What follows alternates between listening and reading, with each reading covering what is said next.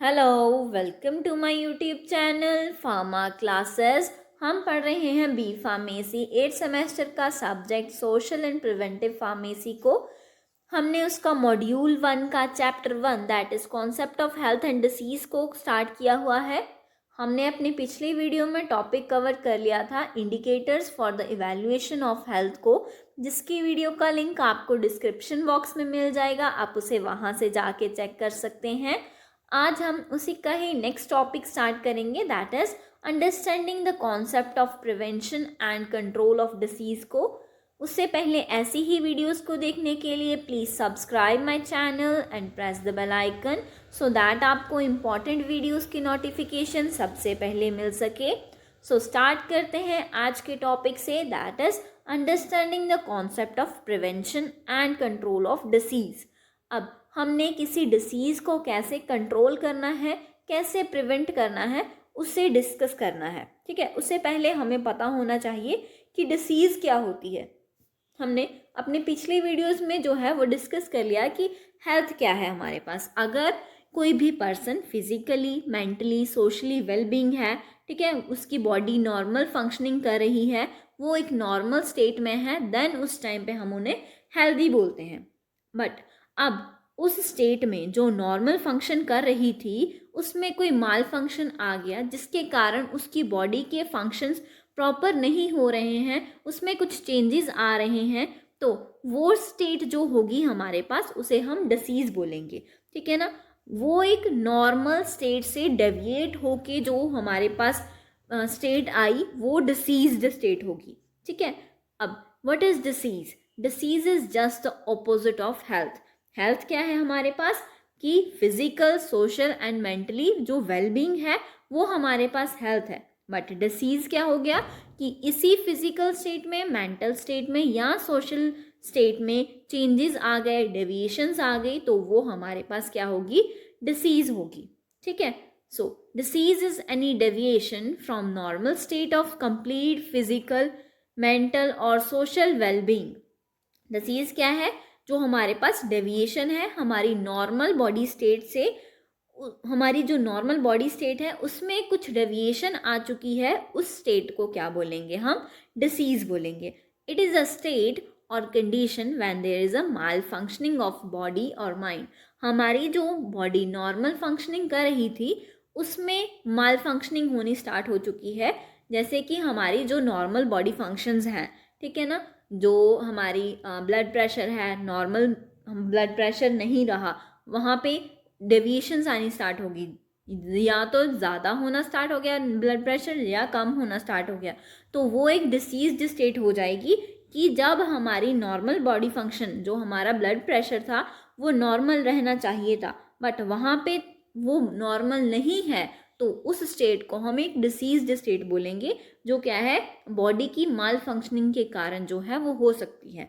ठीक है, disease is defined as an impairment of the normal state of the living animal that affects the performance of the vital functions। ठीक है, अब जो हमारी normal state है, नॉर्मल स्टेट क्या है हमारी बॉडी की?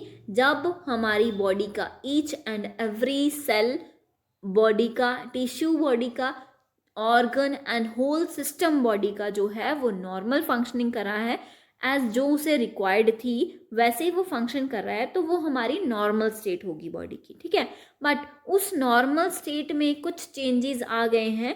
हमारे जो सेल्स हैं, हमारे जो टिश्यूज़ हैं, हमारे जो ऑर्गन्स हैं, हमारा होल सिस्टम वो वैसे नॉर्मल फंक्शन नहीं कर पा रहा है, तो तब हम क्या बोलेंगे कि वो इम्पेयर्ड हो चुका है हमारा नॉर्मल स्टेट जो है हमारी बॉडी की। जिसके कारण क्या है, अब हम अगर हमें कोई भी डिसीज़ हो जाती है तो क्या है, हम एज जैसे हमें काम करना चाहिए था वैसे हम नहीं कर पाते हैं। ठीक है ना, हमें बहुत सारी फटीग रहती है, हम बहुत थकान महसूस करते हैं, हमारा जो परफॉर्मेंस है वो बहुत ही कम हो जाता है, जो हमारा परफॉर्मेंस रेट है, हम अच्छे से फंक्शन नहीं कर पाते हैं अपने जो भी करने होते हैं। ठीक है, दैट इज डिसीज्ड स्टेट। अब डिसीज़ कैसे प्रोग्रेस होती है वो डिस्कस करेंगे, नेचुरल हिस्ट्री ऑफ डिसीज़ को, कि डिसीज़ कैसे कैसे जो है वो आगे आगे प्रोग्रेस करेगी। It refers to the progress of the disease process in an individual over time in the absence of intervention. अब नेचुरल हिस्ट्री क्या है कि वो डिसीज़ कैसे प्रोग्रेस कर रही है जब हमने उसे कोई ट्रीटमेंट प्रोवाइड नहीं किया है, जब हम उसे इंटरवेंशन प्रोवाइड नहीं करें हैं, दैट इज़ कोई उसे रोक नहीं रहा है, देन उस टाइम पे वो कैसे प्रोग्रेस कर रही है हम किस में देखते हैं, नेचुरल हिस्ट्री ऑफ डिसीज में देखते हैं। ठीक है, the process begins with the exposure to or accumulation of factors capable of causing disease. अब ये प्रोसेस कैसे स्टार्ट हुआ कि आपकी बॉडी में डिसीज जो है वो एंटर हो चुकी है। ठीक है ना, डिसीज किसी भी एजेंट के कारण हो सकती है, कोई कॉजेटिव एजेंट होगा उसके कारण होगी जिसके एक्सपोजर में आप आए होंगे।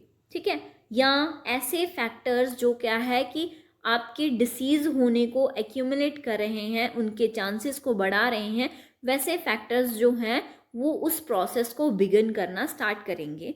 ठीक है, जब आप क्या है कि विदाउट एनी मेडिकल इंटरवेंशन, आपको जब कोई ट्रीटमेंट प्रोवाइड नहीं किया जा रहा है, आप उसको रोकने के लिए कोई प्रिवेंटिव मेजर्स नहीं ले रहे हो, तब उस टाइम पे वो प्रोसेस आपकी बॉडी में हो रहा है। ठीक है, तो अब डिसीज़ आपकी बॉडी में है, तो अब वो डिसीज़ क्या आपकी बॉडी उस डिसीज़ के साथ फाइट करेगी?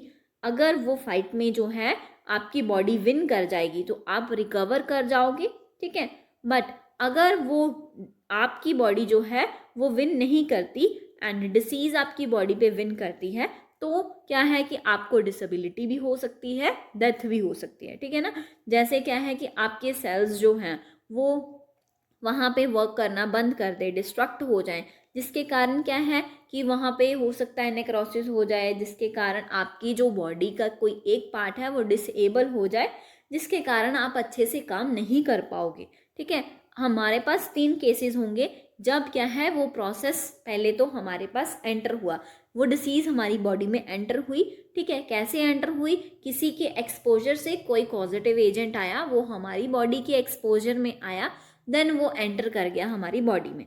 अब हमारी बॉडी में इम्यूनिटी सिस्टम है, ठीक है ना, जिसके कारण क्या है कि हमारी बॉडी में एंड उस पॉजिटिव एजेंट के बीच में जो है वो फाइट होगी। ठीक है ना, जो भी जीता, अगर हमारी बॉडी जीत जाएगी तो हम इजीली रिकवर कर पाएंगे without any medical intervention, without any medical treatment. But अगर वो पॉजिटिव एजेंट जीत गया, ठीक है, उस टाइम पे हो सकता है कि आपकी होल बॉडी में आपके जो डिसेबिलिटी हो सकती है या आपको आपकी डेथ भी हो सकती है। ठीक है ना, तो इसमें हमारे पास 2 फेजेस आ जाते हैं नेचुरल हिस्ट्री में कि कैसे हमारी जो डिसीज़ है, ठीक है ना, वो हमारी बॉडी में कैसे प्रोग्रेस कर रही है वो डिसीज़। उसके 2 फेजेस हैं हमारे पास। फर्स्ट है प्री पैथोजेनेसिस फेज, सेकेंड है pathogenesis phase. Pre pathogenesis phase क्या है हमारे पास कि जब तक वो पॉजिटिव एजेंट, वो डिसीज़ हमारी बॉडी में नहीं आया है, वो हमारी बॉडी से बाहर इन्वायरमेंट में एग्जिस्ट कर रहा है, तो तब वो जो फेज है हमारे पास वो होगा प्री पैथोजेनेसिस फेज। बट अब पैथोजेनेसिस फेज क्या होगा? जब वो इन्वायरमेंट से होके हमारी बॉडी में एंटर कर चुकी है एंड वहाँ पे वो मल्टीप्लाई होना स्टार्ट कर रही है।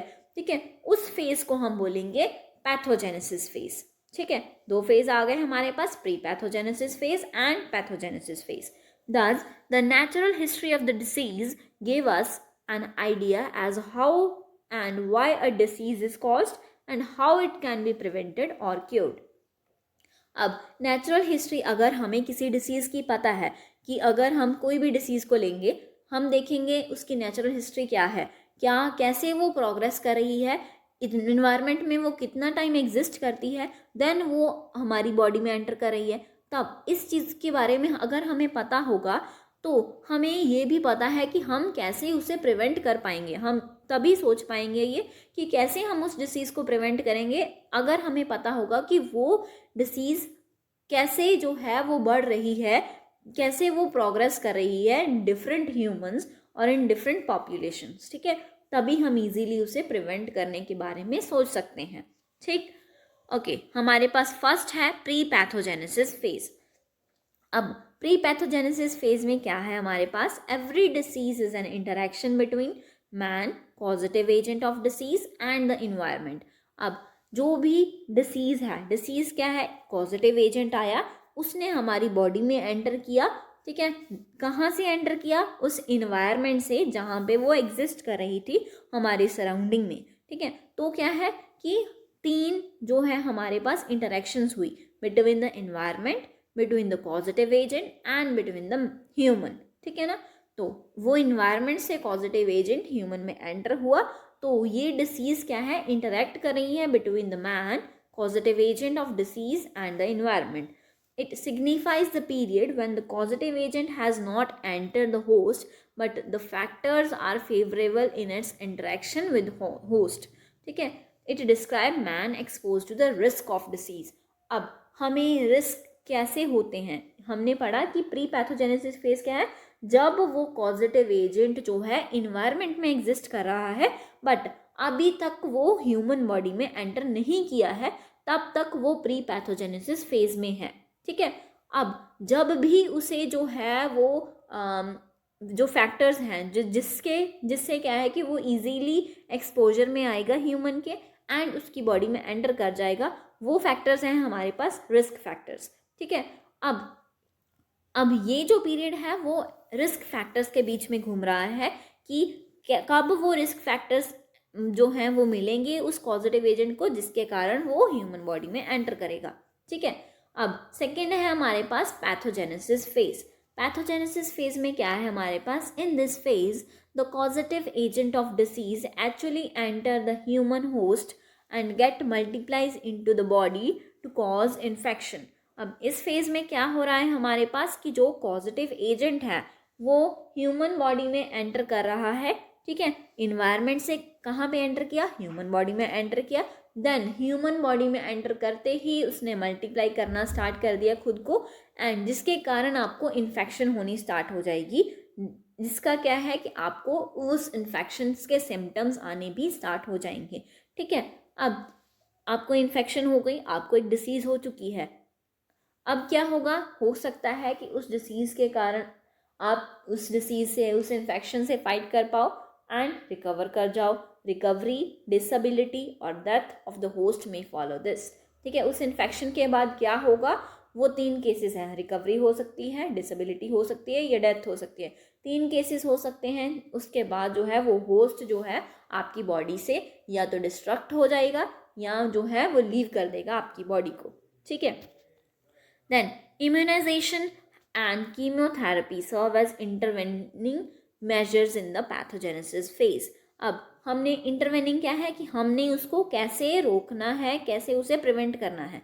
तो हम कैसे कर सकते हैं, पैथोजेनेसिस फेज को कैसे रोक सकते हैं, with the help of medicine, that is chemotherapy, ठीक है ना। या तो हम अपनी इम्यूनाइजेशन करवा के, जिससे क्या है कि हमारी इम्यूनिटी जो है वो स्ट्रांग होगी, हम इजीली इन्फेक्शंस के जो है वो इजीली हम इन्फेक्शन से फाइट कर लेंगे, ठीक है। अब ये जो पैथोजेनेसिस फेज है, अगर हमें डिसीज़ हो रही है तो हमें सिम्टम्स आएंगे, ठीक है ना। हमें कोल्ड होना स्टार्ट हो गया, हमें पता लगना स्टार्ट हो जाता है कि हमें फीवर आना स्टार्ट हो गया, ठीक है ना। हमारे गले में दर्द आना स्टार्ट हो गया, वो क्या है हमारे पास कि फेजेस हैं। It has 2 phases, that is the pre symptomatic phase, जिसमें क्या है कि हमारे पास 2 फेज हैं, pre symptomatic phase and symptomatic phase, ठीक है। पहले में क्या हो रहा है हमारे पास कि जब वो सिम्टम्स नहीं आएंगे, जब हमारे पास डिसीज़ ने अटैक किया, ठीक है, पॉजिटिव एजेंट ने अटैक किया हमारी बॉडी पे, जब तक वो सिम्टम्स हमें शो होने नहीं स्टार्ट हुए तब तक वो फेज़ जो है वो हमारे पास प्री सिम्टोमेटिक फेज़ रहेगा।